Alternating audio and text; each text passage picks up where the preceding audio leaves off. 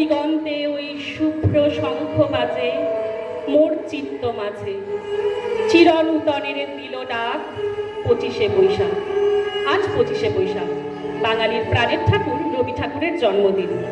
কেবল বাঙালির নয়, আপামর ভারতবাসীকে যিনি বারবার মুগ্ধ করেছেন তার লেখনীতে, গানে, দর্শনে, তিনি রবীন্দ্রনাথ ঠাকুর।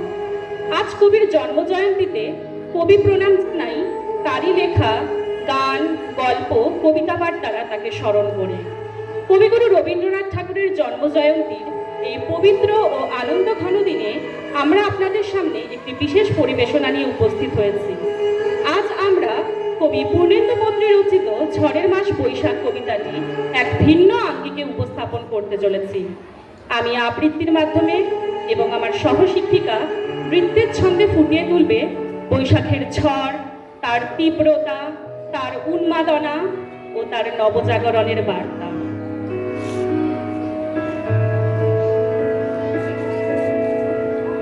ঝড়ের মাস বৈশাখ। এই বৈশাখের মতোই রবি ঠাকুরের জন্ম। সোনার আশ্বিনে নয়, হিমের রাতের অঘ্রাণে নয়, ফুল রাঙানো ফাগুনে নয়, এই খড়গ ক্ষিপ্র বৈশাখেই তার জন্ম। এই খ্যাপা বৈশাখের গৈরিক তিলকে সাজানো তার জন্মদিনের ললাট।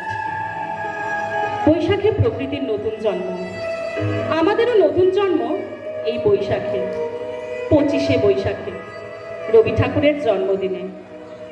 দেখতে হয় না ক্যালেন্ডার, জিজ্ঞেস করতে হয় না তারিখটা কবে, আগে থেকেই বুকের মধ্যে সাড়া ওঠে 25শে বৈশাখ আসছে, রবি ঠাকুরের জন্মদিন।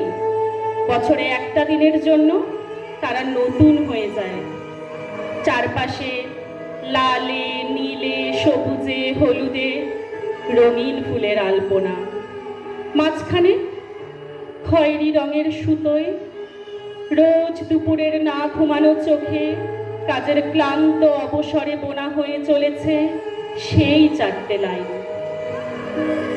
উদয়ের পথে শুনিকার বাণী, ভয় নাই ওরে ভয় নাই, নিঃশেষে প্রাণ যে করিবে দান, ক্ষয় নাই তার ক্ষয় নাই। শুধু কি সূচিকাছে? না, বিদেশকে চোখের সামনে দৃষ্টান্ত করে রাখার আন্তর্জাতিকতা রবি ঠাকুরের। আমাদের সংস্কৃতিকে মাটির কাছাকাছি এগিয়ে নিয়ে যাওয়ার সংকল্পে রবি ঠাকুর। আমাদের সভ্যতাকে দানবের হাত থেকে ছিনিয়ে নেওয়ার সংগ্রামে রবি ঠাকুর। আকাশে, মাটিতে, মনে এত যে বৃষ্টি পড়ে তার ছন্দ রবি ঠাকুরের, এত যে ফুল ফোটে তার গন্ধ রবি ঠাকুরের। তাই প্রতিদিনই তার জন্ম, কোনো দিনই তার মৃত্যু নেই। কালের কালাপাহাড়ে সে কোনোদিন যদি ভারতবর্ষ থেকে সমস্ত ঠাকুরের পুজোর প্রদীপ নিভিয়ে দিয়ে যায়, তবু একটি ঠাকুরের বেদী চিরকাল থাকবে মাটির সঙ্গে গাথা। কোন ঠাকুর? রবি ঠাকুর। রবি ঠাকুর। নমস্কার।